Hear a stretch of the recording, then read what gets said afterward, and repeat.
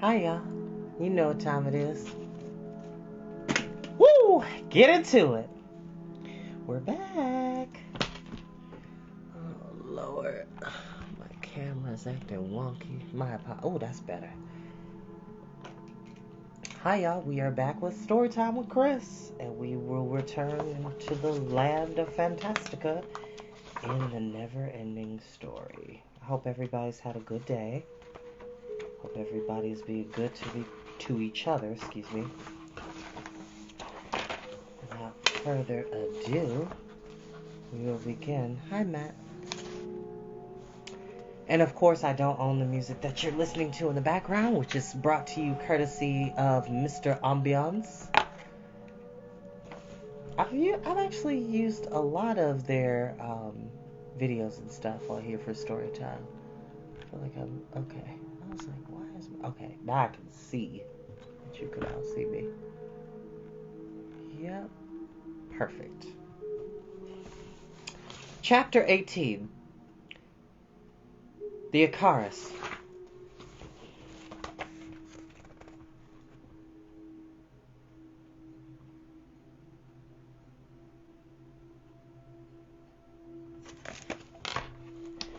Rain was coming down in buckets. The black, wet clouds hung so low they seemed almost to graze the heads of the riders. Then big, sticky snowflakes began to fall, and in the end it was snowing and raining in one. Sounds a lot like Ohio. The wind was so strong that even the horses had to brace themselves against it. The riders' cloaks were soaked through and flapped heavily against the backs of the beasts. For the last 3 days they had been riding over a desolate high plateau. The weather had been getting steadily worse, and the ground was a mixture of mud and sharp stones that made for hard going. Here and there the monotony of the landscape was broken by clumps of bushes or of shunted, wind-bowed trees. Bastian, who rode in on the lead on his mule Yika, was fairly well off with his glittering silver mantle, which, though light and thin, proved to be remarkably warm and shed water like a duck. The low, slung body of Hycurian the Strong almost vanished in his thick blue woolen coat. The delicately built Hisbald had pulled his great loden hood over his red hair, and Hydorn's gray canvas cloak clung to his gaunt frame. Yet in the rather crude way the 3 knights were of good cheer. They hadn't expected their adventure with Sir Bastian to be a Sunday stroll. Now and then, with more spirit than air, they sang into the storm, sometimes singly and sometimes in chorus. Their favorite song seemed to be one that began with the words, "When that I was and a little tiny boy, with hey-ho, the wind and the rain." As they explained, this had been sung by a human who had visited Fantastica long years before. Name of Sexper. Or, yeah, Sexper. So it's Shexper. Hexper. I guess the S would be silent. Hexper. Or something of the sort. The only one in the group who didn't seem to mind the cold and the rain was Atreyu. On Falcor's back he rode high above the clouds, flying far ahead to reconnoiter and rejoining the company from time to time to report on what he had seen. They all, even the Luck Dragon, believed they were looking for the road that would take Bastian back to his world. Bastian thought so too.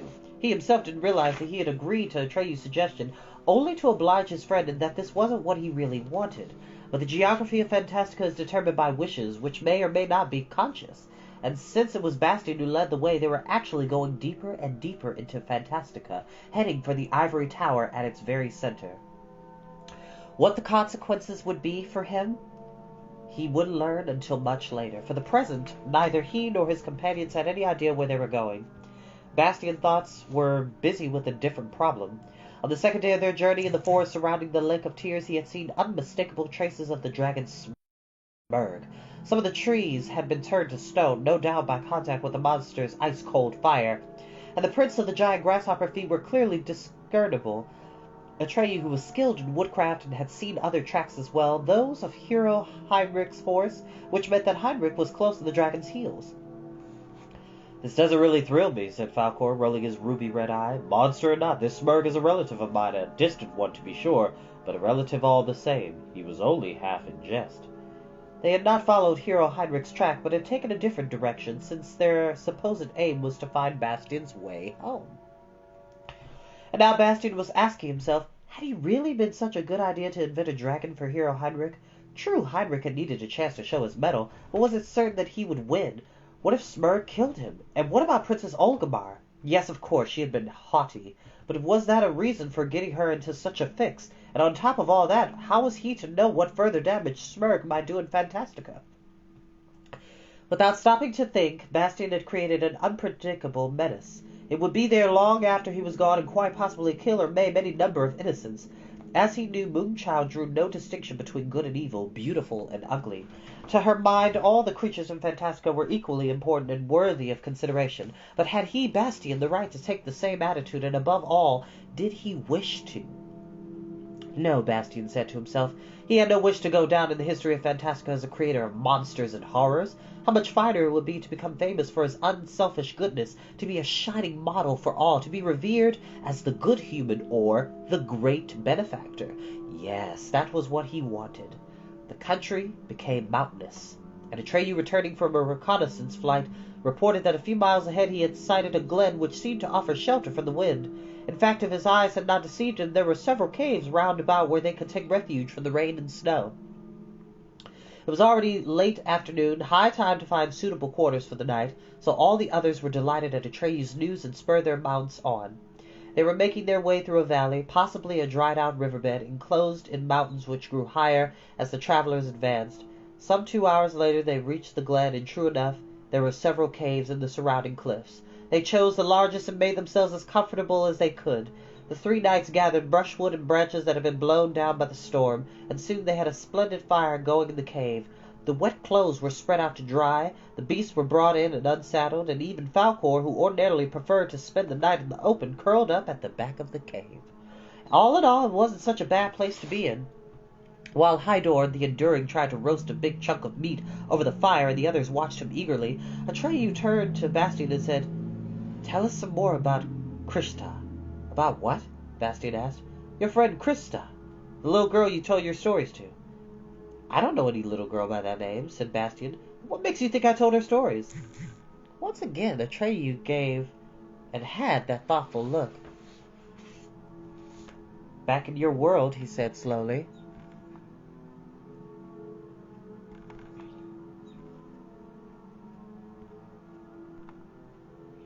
I'm sorry, y'all. I have received a message. My apologies. Back in your world," he said slowly, "you used to tell lots of stories. Some to her and some to yourself." "How do you know that, Atreyu?" "You said so yourself in Amarganth, and you also said that people made fun of you for it." Bastian stared into the fire.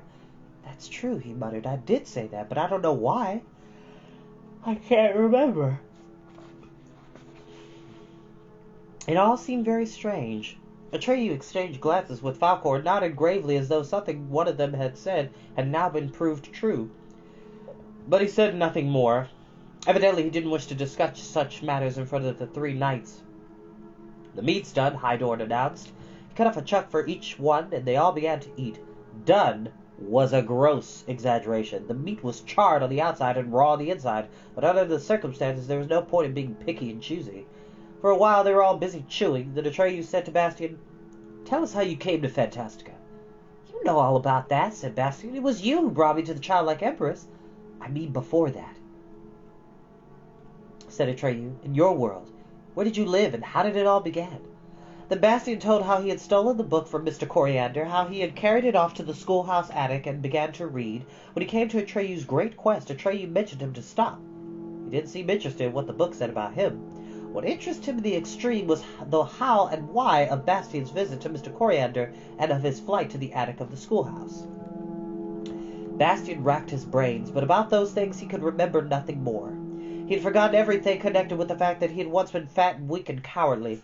His memory had been broken into bits, and the bits seemed so vague and far away as if they had concerned an entirely different person.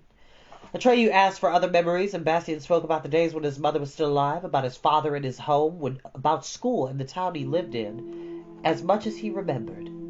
The 3 knights had fallen asleep, and Bastian was still talking. It surprised him that Atreyu should take such an interest in the most everyday happenings. Maybe it was because of the way Atreyu listened that these everyday things took a new interest for Bastian, as though they contained a secret magic that he had never noticed before. At last he ran out of memories, It was late in the night, the fire had died down, the three knights were snoring softly. Atreyu sat there with his inscrutable look, as though deep in thought. Bastian stretched out, wrapped himself in his silver mantle, and had almost fallen asleep when Atreyu said softly, "It's because of Orin." "What do you mean by that?" "The gem," said Atreyu, as though talking to himself, "doesn't work the same with humans as with us." "What makes you think that?" "The amulet gives you great power. It makes all your wishes come true, but at the same time it takes something away. Your memory of your world." Bastian thought it over. He didn't feel as if anything had been taken away from him. "Grigorman told me to find out what I really wanted, and the inscription on Orin says the same thing, but for that I have to go from one wish to the next without ever skipping any. That's why I need the gem." "Yes," said Atreyu. "It gives you the means, but it takes away your purpose." "Oh well," said Bastian, undismayed. "Moonchild must have known what she was doing when she gave me the amulet. You worry too much, Atreyu. I'm sure Orin isn't a trap." "No, I don't think so either." And after a while he added, "Anyway, it's good we're looking for the way back to your world. We are, aren't we?" "Oh yes," said Bastian, already half asleep. In the middle of the night he was awakened by a strange sound. He had no idea what it was. The fire had gone out and he was lying in total darkness. Then he felt Atreyu's hand on his shoulder and heard him whisper, "What's that?" "I don't know," Bastian whispered back. They crept to the mouth of the cave and listened. A great many creatures seemed to be trying to fight back their sobs. There was nothing human about it, and it didn't sound like animals in pain. Starting as a whisper, it swelled to a sigh, then ebbed and rose, ebbed and rose. Never had Bastian heard anything so mournful. "If at least we could see something," Atreyu whispered. "Wait," said Bastian. "I've got Al-Sahir." He took the glittering stone from his pocket and held it high. It gave hardly more light than a candle, but in its faint glow the friends saw enough to make their skin crawl with horror. The whole glen was alive with hideous foot-long worms who looked as if they had been wrapped in soiled rags. Slimy little limbs protruded from the folds in their skin, and one end, two lidless eyes peered out from under the rags, and from every eye flowed tears, thousands of tears. The whole glen was wet with them. The moment the light from Al-Sahir hit them, the creatures froze, and the friends were able to see what they had been doing. At the center of the glen stood a tower of the finest silver filigree, more beautiful and more valuable than any building Bastian had seen in Amarganth. Some of the worm-like creatures had evidently been climbing about on the tower, joining its innumerable parts, but at present they all stood motionless, staring at the light of Al-Sahir. A ghoulish whisper passed over the glen. "Alas, alas! What light has fallen on our ugliness? Whose eye has seen us? Cruel intruder, whoever you may be, have mercy. Take that light away." Bastian stood up. "I am Bastian Balthazar Bucks. Who are you?" "We are the Akaris. We are the unhappiest beings in all Fantastica." Bastian said nothing and looked in dismay at Atreyu.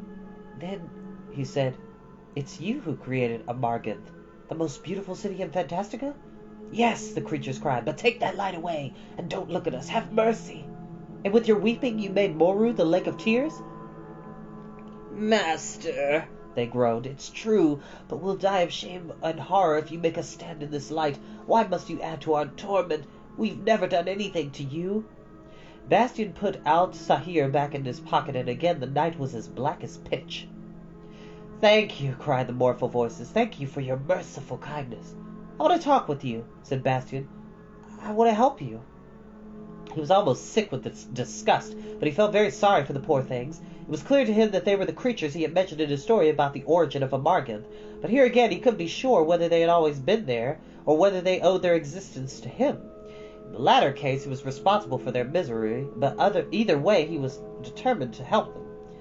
Oh, the plaintive voices whispered, "no one can help us." "I can," said Bastian. "I have Orin." At that they all seemed to stop weeping at once. "Where have you come from?" Bastian asked. A chorus of many voices whispered, "We live in the lightless depths of the earth to hide our ugliness from the sun, and there we weep all day and all night. Our tears wash the indestructible silver out of the bedrock, and from it we spin the filigree you have seen. On the darkest nights we mount to the surface, and these caves are our coming-out places. Up here we join together the sections we've made down below. We've come tonight because it was dark enough for us to work without seeing one another. We work to make amends for the world for our ugliness, and that comforts us a little. But you're not to blame for your ugliness, said Bastian. Oh, there are different ways of being to blame, the Icarus replied. In what you do, in what you think, we are to blame for just living. How could I help you? Bastian asked. He felt so sorry for them that he could hardly hold back his own tears. Ah, great benefactor, the Icarus cried. You've got Orin. With Orin you can save us. We have only one thing to ask of you. Give us different bodies. Don't worry, said Bastian. I will. Here's my wish, that you shall fall asleep, that when you wake up you shall crawl out of your skins and turn into bright-colored butterflies, that you shall be light-hearted and happy, and that beginning tomorrow you shall no longer be the Icarus, the everlasting weepers, but the Shlamufs, the everlasting laughers. Bastian awaited their answer, but no sound came from the darkness. They've fallen asleep, Atreyu whispered. The two friends went back into their cave. Hisbald, Hydorn, and Hykeria were still snoring gently. They had slept through the whole incident.